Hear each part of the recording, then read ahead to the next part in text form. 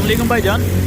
ये black coating वाले शाख लगे हुए हैं फ्रंट पे, ठीक है। बड़े शाख हैं 34 इंच के। इंपोर्टेड वाला रेडिएटर लगा हुआ है, साथ में छोटी बोतल भी लगी हुई है और पीछे बड़ी बोतल भी लगी हुई है, यानी पानी की।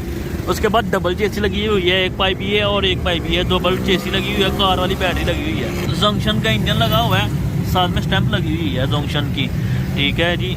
रेडिएटर के साथ फैन भी लगा हुआ है। 23 लीटर का फ्यूल टैंक लगा हुआ है। बड़ा मीटर लगा हुआ है, बड़ी हेडलाइट लगी हुई है, इशारे भरे लगे हुए हैं जी, ठीक है जी। उसके बाद सीट भी पीछे लगी हुई है।